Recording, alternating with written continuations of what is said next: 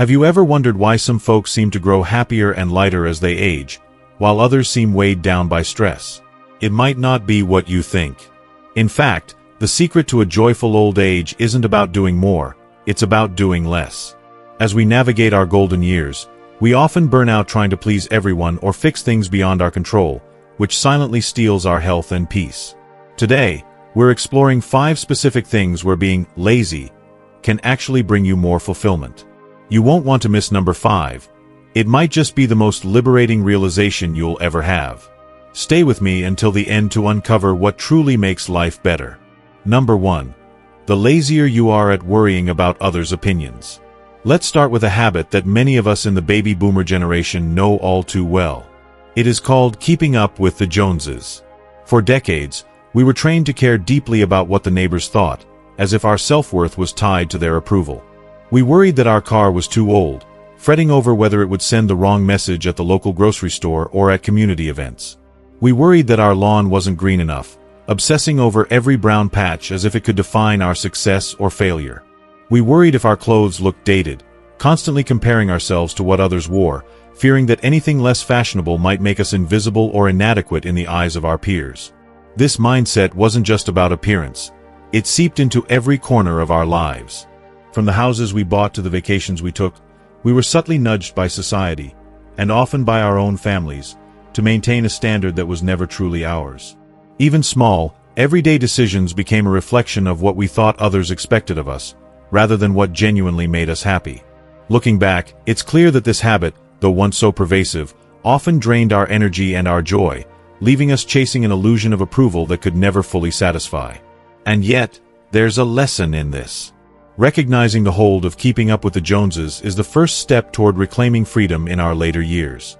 It's about realizing that contentment doesn't come from comparison, but from living in a way that aligns with our own values, our own pace, and our own definition of a well-lived life. Once we break free from that old habit, we can begin to embrace choices that nourish the soul rather than impress the neighbors. But here is the scientific truth that I need you to hear. The need for social validation, that deep desire to be liked by everyone, activates the anxiety centers of your brain. It puts your nervous system on high alert. When you are 20, your brain has plenty of energy to handle this. But as you age, your brain's energy reserves naturally decrease.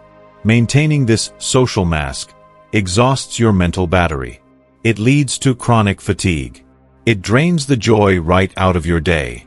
Basically, your brain is working overtime to solve a problem that does not exist. Let me tell you about Nancy. Nancy is 72 years old. For years, she would wake up at 6 in the morning to curl her hair and apply full makeup, just to go to the grocery store. She told me she was terrified that someone from her church might see her looking undone. She was always tired. She was always on edge. One day, we talked. I told her to try being lazy for just 1 week. I told her to go to the store in her comfortable slacks and with her hair simply brushed back. You know what happened? Nothing. Absolutely nothing bad happened. The cashier still smiled at her. The neighbors still waved. Nancy realized something profound. People are far too busy worrying about their own aching knees or their own bills to notice if her hair was perfectly curled. There is a saying that goes like this. At age 20, we worry about what others think of us. At age 40, we do not care what they think. And at age 60, we discover they were not thinking about us at all. So here is my advice for you. Use the 5-minute rule. Ask yourself, will this matter in 5 years? If the answer is no, then do not spend more than 5 minutes worrying about it. This is not about being rude or sloppy. It is about self-compassion. It is about saving your precious energy for the things that actually matter.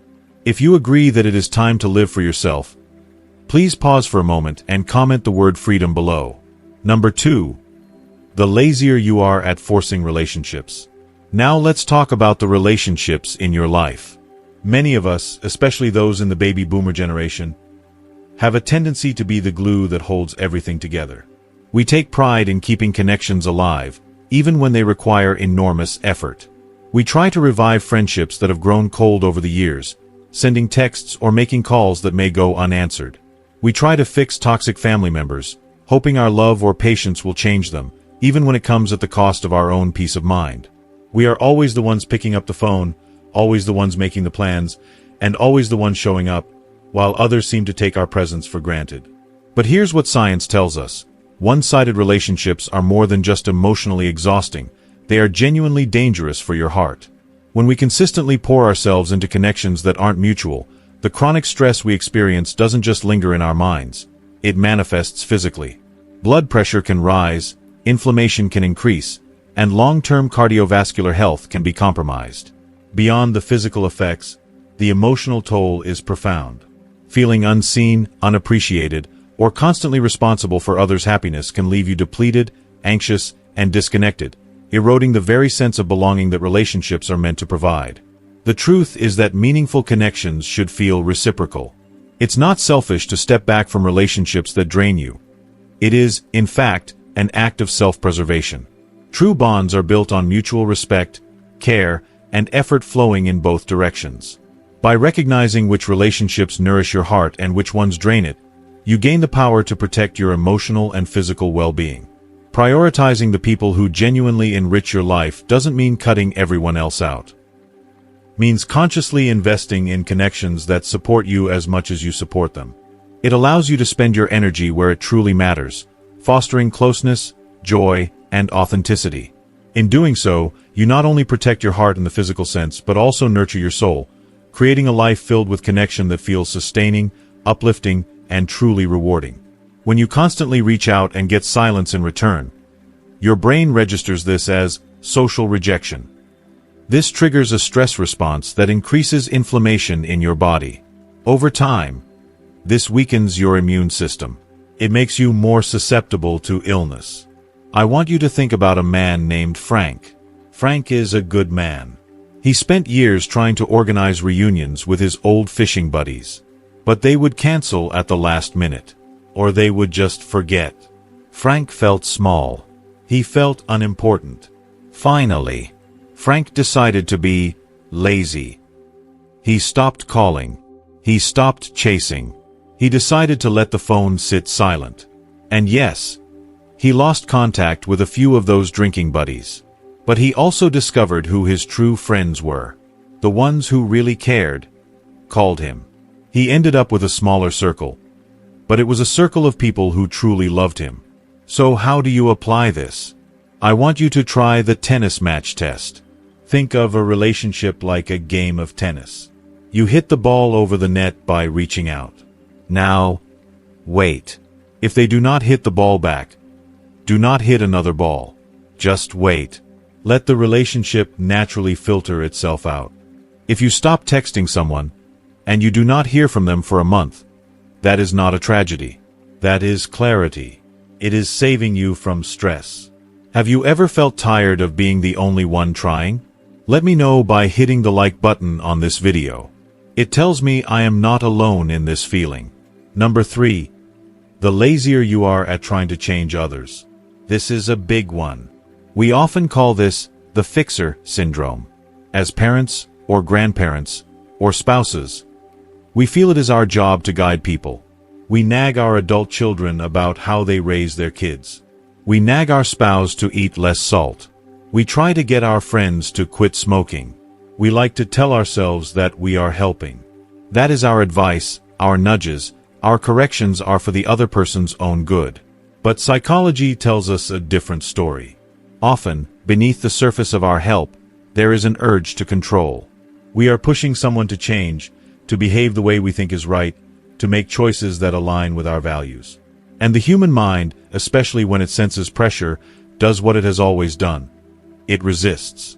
This instinctive reaction is called resistance. It is hardwired. People push back when they feel their autonomy is being threatened. And the more you push, the stronger that pushback becomes. You may think you are guiding, instructing, or supporting, but what you are often doing is triggering a biological response in both of you. And here's the catch. The person doing the pushing, the one trying to help, pays the highest price. Frustration builds. Every time they ignore your advice, your blood pressure rises. Your cortisol levels spike. You feel tense, restless, and even physically drained. You may not notice it at first, but over time, the repeated stress takes a toll. Insomnia, anxiety, digestive issues, and a subtle but relentless erosion of your vitality. Helping is a gift, but forcing change is a burden, both for the other person and for yourself. True influence comes not from pushing, but from creating space, from setting an example, and from protecting your own energy while allowing others to make their own choices. Every time you resist the urge to control, you lower your stress, preserve your health, and reclaim the very energy that keeps you strong, vibrant, and capable of meaningful connection. You are literally hurting your own heart because someone else won't change. Let's look at Martha and Bill. Martha spent 10 years. Yes, 10 years, nagging her husband Bill about his diet. Every dinner was a battle. She would say, "Bill, put down the salt shaker." Bill would get angry. Martha would feel defeated. One day, Martha decided she was too old for this fight. She decided to be lazy. She said, "Not my circus, not my monkeys." She focused only on her own plate. She made her own healthy food and let Bill do what he wanted. The tension in the house vanished. They started laughing at dinner again. And the funniest part? Without Martha pushing him, Bill actually started eating better on his own. He followed her example, not her orders. So here is your mantra for the rest of your life. Not my circus. Not my monkeys. Instead of giving advice, try leading by example. Instead of saying, "You should do this," simply say, "I trust you to make the right choice." If you want a home with less arguing and more peace, please comment the word peace below. Number 4. The lazier you are at chasing people who don't value you. It is the fear of being forgotten. This fear quietly drives many seniors to try and buy affection. Perhaps you overspend on gifts for the grandkids, hoping they'll visit more often or remember you fondly. Maybe you give money to relatives who never seem to have a steady job, silently hoping your generosity will secure your place in their lives. You chase them with kindness, with gifts, with attention, all in the hope that your presence will be recognized, appreciated, and never overlooked. But let's pause and consider the impact this has on your health. When you feel used, unappreciated, or taken for granted, it breeds a deep, simmering emotion called resentment. Resentment is like drinking poison and waiting for the other person to get sick. It corrodes from the inside out. It disrupts your sleep, interferes with digestion, and keeps your body locked in a low-grade state of anger that quietly eats away at your happiness. Over time, these small but persistent stresses can manifest as high blood pressure, chronic fatigue, and even weakened immunity. Let me tell you about Joe. Joe was the generous uncle, the one who always picked up the check at big family dinners. He believed that his generosity made him indispensable to the family, that being the provider of gifts and meals gave him value and security. But then, as life would have it, Joe's retirement fund began to tighten, and his health took an unexpected turn. Suddenly, he could no longer afford the same displays of generosity. And almost immediately, the phone stopped ringing. The visits dwindled. The messages dried up. Joe realized painfully that the affection he had worked so hard to buy was never truly unconditional. Joe's story isn't unique. It's a cautionary tale about the cost of seeking validation through material means. True connection cannot be purchased, and protecting your heart, both emotionally and physically, means learning to invest in relationships that are mutual, authentic, and nourishing. At first, Joe was devastated. He felt abandoned. But then he realized the truth. He had been paying for attention. He had not been building relationships. When he stopped chasing, he saved his money. He saved his dignity. And he found peace in his own company. Here is the lesson. You are enough. You do not need to chase anyone. Invest your limited energy into people who make you feel energized. Do not waste it on people who drain you dry. Stand still. Shine your own light. The right people will find you. If you are ready to value yourself more, please comment the word value below. Number 5. The lazier you are at trying to control everything. And now, we arrive at the most important lesson of all. This is the one that has the power to change everything. It is the realization that much of our suffering comes from one insidious habit, the urge to control the uncontrollable. As we grow older, many of us become perfectionists. We obsess over the retirement plan, double and triple checking every number as if a single mistake could unravel decades of effort. We worry about the weather ruining the family picnic, imagining every possible disaster.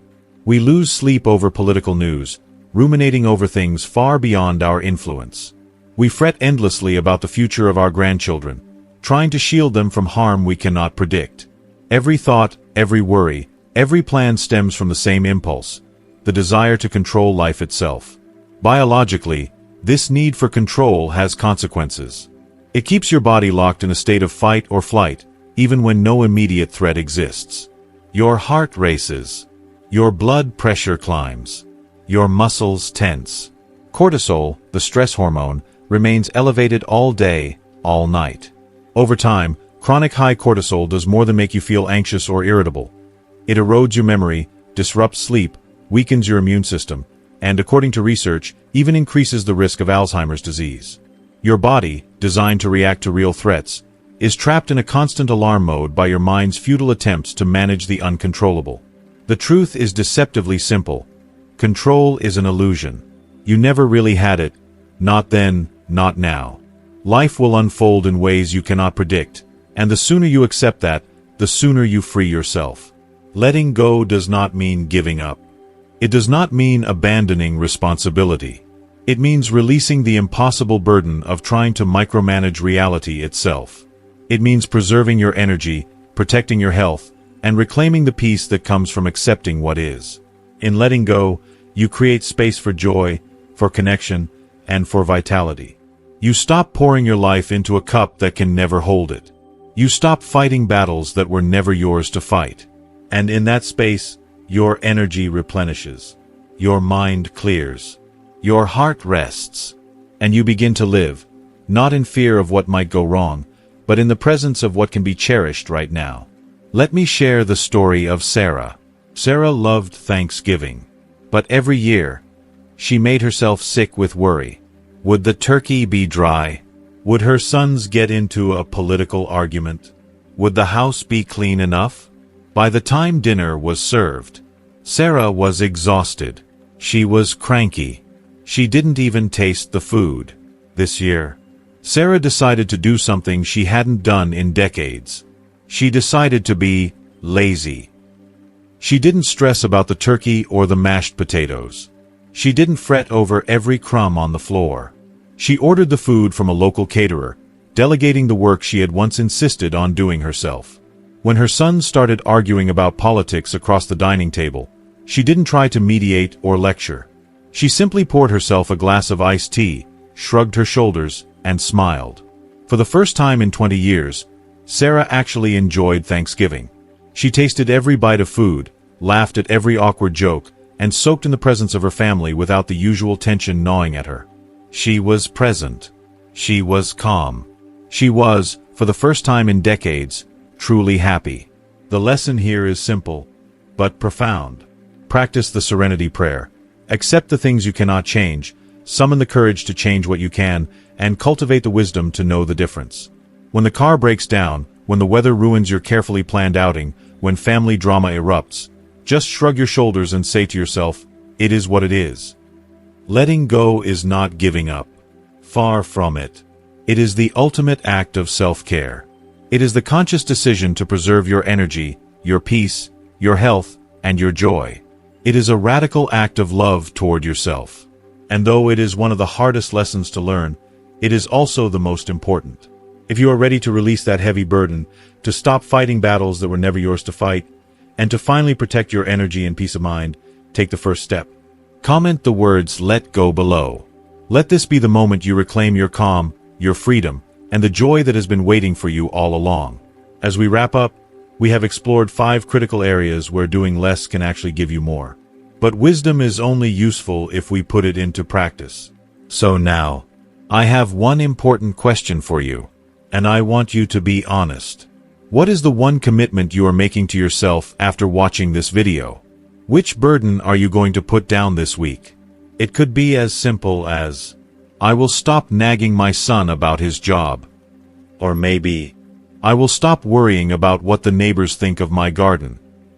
Please, share your personal commitment in the comments below. When you write it down, it becomes real. And when I read your comments, it inspires me. And it inspires everyone else in this community to take that first step toward freedom. And if you found a little bit of peace, or a little bit of comfort in our time together today, please show your support by giving this video a like, to ensure you continue on this journey with us, and never miss another video full of life-changing wisdom. Please hit that subscribe button. It is more than just subscribing. It is joining a community of friends who are dedicated to living our best lives together. You do not have to do this alone. Finally, think of one person in your life who needs to hear this message today. Maybe a friend who is stressed, or a sibling who worries too much. Please, share this video with them. You might just change their entire day. Thank you for watching. Stay healthy, stay wise, and remember, it is okay to be lazy sometimes. I will see you in the next video.